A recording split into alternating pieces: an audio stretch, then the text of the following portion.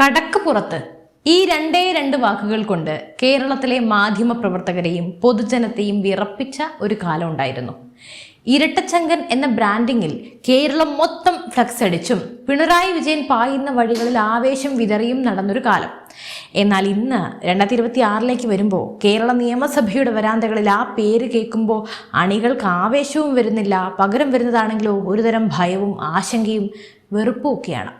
നിങ്ങൾക്കറിയാമോ, AKG centre നൽകിയ സുരക്ഷിതമായ ഫ്ളാറ്റിൽ നിന്നും തിരുവനന്തപുരത്തെ ഒരു വാടക വീട്ടിലേക്ക് പിണറായി വിജയൻ താമസം മാറിയിരിക്കുന്നു.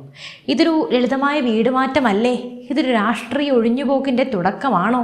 35 സീറ്റിലേക്ക് ഒരു മഹാപ്രസ്ഥാനത്തെ ചുരുക്കിക്കെട്ടിയ ആ ക്യാപ്റ്റൻ ഇന്ന് സ്വന്തം പാർട്ടിക്കുള്ളിൽ ഒരു ബാധ്യതയായി മാറിയോ? ചോദ്യം ഇത്രയേ ഉള്ളൂ. തോറ്റു തുന്നം പാടിയിട്ടും അധികാരത്തിന്റെ ചെങ്കോൽ കൈവിടാൻ പിണറായിക്ക് മടിയാണോ? അതോ പ്രായപരിധിയുടെ വാളിൽ നിന്നും പിണറായിയെ രക്ഷിക്കാൻ CPMന് ഇനിയൊരു ന്യായീകരണമുണ്ടോ? ഇന്ന് നമ്മൾ സംസാരിക്കുന്നത് പിണറായി വിജയൻ എന്ന രാഷ്ട്രീയ വ്യക്തിത്വത്തിൻ്റെ വീഴ്ചയെക്കുറിച്ചാണ്. അതുപോലെ തന്നെ ഇപ്പോൾ എന്താണ് LDFൽ നടക്കുന്ന ആ ശക്തമായ ചർച്ചകൾ? എന്തായാലും നമുക്ക് കണക്കുകൾ പറഞ്ഞുകൊണ്ട് തന്നെ തുടങ്ങാം. കഴിഞ്ഞ നിയമസഭാ തിരഞ്ഞെടുപ്പിൽ LDF നേരിട്ടത് ചരിത്രത്തിലെ ഏറ്റവും വലിയ തകർച്ചയാണ്. LDF എന്ന വലിയ ആന വെറും 35 സീറ്റുകളിലേക്ക് ഒതുങ്ങി. വടക്കൻ കേരളത്തിലെ കോട്ടകൾ തകർന്നു, ഉറച്ച മണ്ഡലങ്ങൾ കൈവിട്ടു. എന്നിട്ടും മുഖ്യമന്ത്രിയുടെ ചിരി മാഞ്ഞതേയില്ല. എന്തായിരുന്നു LDFന്റെ ഇത്തവണത്തെ തിരഞ്ഞെടുപ്പ് മുദ്രാവാക്യം? മറ്റാരുണ്ട് LDF അല്ലാതെ? എന്തായാലും തോൽവിയുടെ യഥാർത്ഥ ഉത്തരവാദി ആരാണ്? ബ്രാഞ്ച് കമ്മിറ്റികളിലും ലോക്കൽ കമ്മിറ്റികളിലും ഇന്ന് ഉയരുന്നത് പിണറായി വിജയന്റെ പേരാണ്. പണ്ട് അച്യുതാനന്ദൻ എന്ന 2 അക്ഷരം കേൾക്കുമ്പോൾ വിറച്ചിരുന്ന പാർട്ടി, ആ നേതൃത്വം ഇന്ന് പിണറായിയുടെ പ്രവർത്തന ശൈലിയെ ചോദ്യം ചെയ്യുകയാണ്. പിണറായിയുടെ അമിതമായ ആത്മവിശ്വാസം, കുടുംബാംഗങ്ങൾക്കെതിരെയുള്ള ആരോപണങ്ങൾ, പാർട്ടിക്ക് മുകളിലെ വ്യക്തിപൂജ, ഇതൊക്കെയാണ് പതനത്തിന്റെ ആഴം കൂട്ടിയത്. അത് ഈ കേരളക്കരയ്ക്ക് മൊത്തം അറിയാം. എന്നാലും അവർ അംഗീകരിക്കുന്നില്ല. ഈ 35 പേരുമായി സഭയിലിരിക്കുമ്പോൾ പിണറായി എന്ത് മറുപടിയാണ് നൽകുക? പണ്ട് ഭരിച്ചിരുന്നപ്പോൾ കാണിച്ച ആ ഗെറ്റ് ഔട്ട് അടവനയം ഇനി അവിടെ ചെലവാകില്ല. പ്രതിപക്ഷ നിരയിൽ ഇരുന്നു കൊണ്ട് സർക്കാരിനെ നേരിടാൻ പിണറായിക്ക് കഴിയുമോ? അതോ സഭയിലെത്താതെ വാടക വീട്ടിലിരുന്ന് അദ്ദേഹം രാഷ്ട്രീയ വിരമിക്കലിന് തയ്യാറെടുക്കുകയാണോ? CPMലെ നിയമങ്ങൾ കേൾക്കുമ്പോൾ നമുക്ക് എന്തായാലും കൗതുകം തോന്നും. 75 വയസ്സ് കഴിഞ്ഞാൽ വിരമിക്കണം എന്നാണ്. അപ്പോൾ G സുധാകരനെയും തോമസ് ഐസക്കിനെയും പോലെയുള്ള നേതാക്കളെ പടിക്ക് പുറത്താക്കിയത് ഇതേ നിയമം പറയുമ്പോഴാണ്. എന്നാൽ പിണറായി വിജയന്റെ കാര്യത്തിൽ മാത്രം പാർട്ടിക്ക് ഇരട്ടത്താപ്പാണ്. സംഭവം അദ്ദേഹത്തിന് 80 വയസ്സ് കഴിഞ്ഞു. മുഖ്യമന്ത്രിയാകാൻ പ്രായം തടസ്സമില്ലെന്ന് പറഞ്ഞവർ ഇപ്പോൾ പ്രതിപക്ഷ നേതാവാകാൻ പിണറായിക്ക് മാത്രം ആ ഇളവ് നൽകേണ്ടതുണ്ടോ എന്ന് ആലോചിക്കുകയാണ്. എന്തൊരു മനോഹരമായ ജനാധിപത്യമാണല്ലേ! PB അംഗങ്ങളിൽ ചിലർ ചോദിക്കുന്നുണ്ട്, പിണറായിക്ക് മാത്രം എന്തിനാണ് ഇത്രയും ഇളവുകൾ? പാർട്ടി ഈ അവസ്ഥയിലേക്ക് എത്തിച്ച മനുഷ്യനാണ്, അദ്ദേഹത്തിന് എന്തിന് ഇളവ് കൊടുക്കുന്നു? അദ്ദേഹം പാർട്ടിയേക്കാൾ മുകളിലാണോ? സത്യം പറഞ്ഞാൽ പിണറായി വിജയനെ മാറ്റി നിർത്താൻ പാർട്ടിക്ക് ഭയമാണ്. കാരണം പിണറായി മാറ്റിയ പിന്നെ ആര്? പാർട്ടിയിൽ മറ്റൊരു നേതാവിനെയും വളരാൻ അദ്ദേഹം സമ്മതിച്ചിട്ടില്ല. അതുപോലെ തന്നെ ഒരു വൻമരം പോലെ അദ്ദേഹം ഇങ്ങനെ പടർന്നു പന്തലിച്ചു. അതിന് താഴെ പുല്ലുപോലും മുളച്ചില്ല. ഇന്ന് ഈ വൻമരം കടപുഴകി വീഴുമ്പോൾ പാർട്ടിയും അതോടൊപ്പം വീഴുകയാണ്.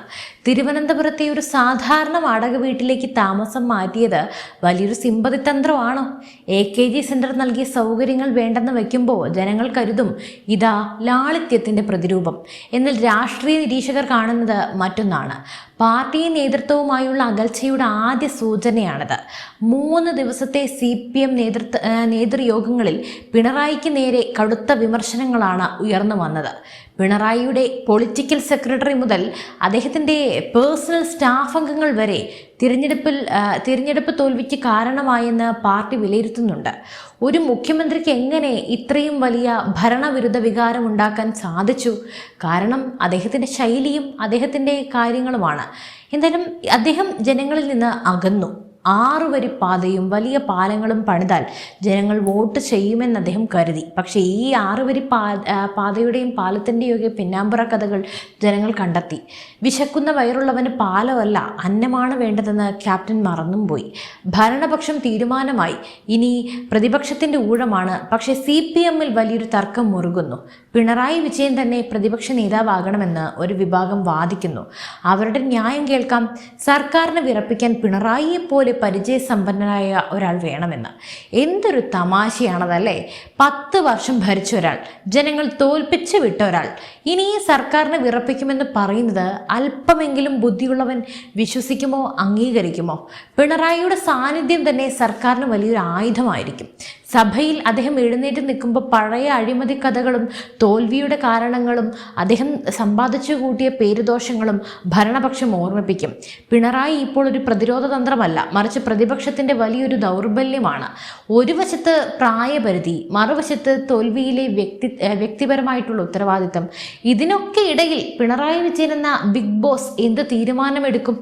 AKG സെന്ററിലെ ചർച്ചകൾ അവസാനിക്കുമ്പോൾ പിണറായിക്ക് തൻ്റെ സ്ഥാനം ഒഴിയേണ്ടി വരുമോ? അതോ അദ്ദേഹം തൻ്റെ പിടിവാശി ഇങ്ങനെ തുടർന്നുകൊണ്ടേയിരിക്കുമോ? നമ്മുടെ രണ്ട് പക്ഷവും നല്ല അടിപൊളിയാണ് കേട്ടോ, ഭരണപക്ഷവും പ്രതിപക്ഷവും. ഭരണപക്ഷത്തിൻ്റെ അവസ്ഥ ഇപ്പോൾ തീരുമാനമായിട്ടില്ല, പ്രതിപക്ഷം ഇങ്ങനെ. CPM-നെ കുറ്റം പറഞ്ഞിട്ട് മാത്രം കാര്യമില്ല. LDF എന്ന മുന്നണി തന്നെ ഇന്ന് ICU-വിലാണ്.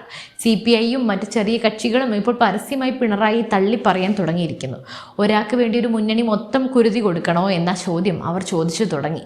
പണ്ട് പിണറായിയുടെ മുന്നിൽ ഓശാന പാടി നടന്നവർ ഇന്ന് അദ്ദേഹത്തിൻ്റെ ശൈലിയെ വിമർശിക്കുന്നു. അധികാരം പോയപ്പോൾ അടിത്തറയും ഇളകി. 35 എന്ന സംഖ്യ കേരള രാഷ്ട്രീയത്തിൽ ഇടതിൻ്റെ അവസാനത്തെ തുടക്കമാണോ? പിണറായി വിജയൻ പാർട്ടിയെ കൊണ്ടുചെന്നെത്തിച്ചത് വലിയൊരു കയത്തിലേക്കാണ്. അവിടെ നിന്നും നീന്തിക്കയറാൻ നിലവിലെ നേതൃത്വത്തിന് കഴിയുമെന്ന് തോന്നുന്നുമില്ല. കാരണം അവർക്ക് വേണ്ടത് ക്യാപ്റ്റനെയല്ല, മറിച്ച് ജനങ്ങളെയാണ്. സത്യം പറയട്ടെ, പിണറായി വിജയൻ ഇന്ന് CPM-ൻ്റെ ഒരു ലയബിലിറ്റി അഥവാ ബാധ്യതയാണ്. അദ്ദേഹം അവിടെ ഇരിക്കും തോറും പാർട്ടി കൂടുതൽ ദുർബലമാകും. ഒരു പുതിയ മുഖം, ഒരു പുതിയ ശൈലി, ഇതാണ് CPM-ന് ഇന്ന് ആവശ്യം. പക്ഷെ അത് നൽകാൻ പിണറായി തയ്യാറാവുമോ? അദ്ദേഹത്തിൻ്റെ പിടിവാശി തയ്യാറാകുമോ? വാടക വീട്ടിലെ ജനാലയിലൂടെ പുറത്തേക്ക് നോക്കുമ്പോൾ പിണറായി വിജയൻ കാണുന്നത് തൻ്റെ തകർന്ന കോട്ടകളാണ്. അതോ ഇനിയും തിരിച്ചു വരാമെന്ന വ്യാമോഹം അദ്ദേഹത്തിന് ഉണ്ടാവുമോ? കേരളത്തിൻ്റെ കണ്ണ് AKG സെൻറ്ററിലേക്ക് തന്നെയാണ്. പിണറായി എന്ന 3 അക്ഷരം ഇനി കേരള രാഷ്ട്രീയത്തിൽ ഭയമല്ല, മറിച്ചൊരു പാഠമായിരിക്കും. അധികാരം തലയ്ക്ക് പിടിച്ചാൽ ജനങ്ങൾ എങ്ങനെ മറുപടി നൽകും? അതിൻ്റെ ഒന്നൊന്നര പാഠം. അപ്പോൾ നമ്മൾ ഇന്ന് ചർച്ച ചെയ്ത കാര്യങ്ങൾ വെറുമൊരു രാഷ്ട്രീയ തർക്കമല്ല, മറിച്ച് കേരളത്തിലെ ഇടതുപക്ഷ പ്രസ്ഥാനത്തിൻ്റെ നിലനിൽപ്പിനെക്കുറിച്ചുള്ള ഗൗരവമേറിയ ചോദ്യങ്ങളാണ്. പിണറായി വിജയൻ എന്ന വ്യക്തിയിൽ കേന്ദ്രീകരിച്ചു നിന്ന ഒരു ഭരണം ആ വ്യക്തിയുടെ തന്നെ വീഴ്ചയിലൂടെ ഒരു പ്രസ്ഥാനത്തെ മുഴുവൻ തളർത്തുന്ന കാഴ്ചയാണ് നമ്മൾ ഇന്ന് കണ്ടത്. ഭരണപക്ഷത്തു നിന്നും പ്രതിപക്ഷത്തേക്ക് മാറുമ്പോൾ, അതും 10 വർഷത്തെ തുടർച്ചയായുള്ള ഭരണത്തിനൊടുവിൽ മാറുമ്പോൾ പിണറായി വിജയന് മുന്നിലുള്ളത് വെല്ലുവിളികളുടെ ഒരു വലിയ മലനിര തന്നെയാണ്. 35 അംഗങ്ങളിലേക്ക് LDF ചുരുങ്ങിയത് വെറും ഒരു തെരഞ്ഞെടുപ്പ് പരാജയമായി കാണാൻ സാധിക്കില്ല. അത് പിണറായി വിജയൻ്റെ അപ്രമാദിത്വത്തിന് ജനങ്ങൾ നൽകിയ ശക്തമായ താക്കീതാണ്. 10 വർഷം കൊണ്ട് അദ്ദേഹം ഉണ്ടാക്കിയെടുത്ത ക്യാപ്റ്റൻ എന്ന ഇമേജ് ഇന്ന് വലിയൊരു ബാധ്യതയായി മാറിയിരിക്കുന്നു. പാർട്ടിക്കുള്ളിലെ വിമർശനങ്ങൾ നോക്കുക. ബ്രാഞ്ച് തലം മുതൽ സംസ്ഥാന കമ്മിറ്റി വരെ ഒരുപോലെ ഉയരുന്ന വികാരം പിണറായിയുടെ ശൈലി മാറണം എന്ന് തന്നെയാണ്. അഹങ്കാരവും ധാർഷ്ട്യവും കലർന്ന സംസാര രീതിയും ജനങ്ങളിൽ നിന്നുള്ള അകൽച്ചയും തിരുത്താൻ അദ്ദേഹം തയ്യാറാകുമെന്ന് നിങ്ങൾക്ക് തോന്നുന്നുണ്ടോ? അതോ താൻ പിടിച്ച മുയലിന് കൊമ്പ് 3 നിലപാടിൽ തന്നെ അദ്ദേഹം ഇങ്ങനെ ഉറച്ച് ഉരുക്കുപോലെ നിൽക്കുമോ? AKG സെൻറ്ററിൽ നിന്നും വാടക വീട്ടിലേക്ക് മാറിയത് ഒരു രാഷ്ട്രീയ തന്ത്രമാകാം. പക്ഷേ ജനമനസ്സുകളിൽ നിന്നും അദ്ദേഹം മാറിയത് തിരിച്ചു പിടിക്കാൻ അത്ര എളുപ്പമാകില്ല. എന്തായാലും നിങ്ങളുടെ അഭിപ്രായങ്ങൾ താഴെ കമൻറ്റ് ബോക്സിൽ രേഖപ്പെടുത്തൂ. മറ്റൊരു വാർത്തയും വിഷയവുമായി വീണ്ടും എത്തും വരെ നന്ദി.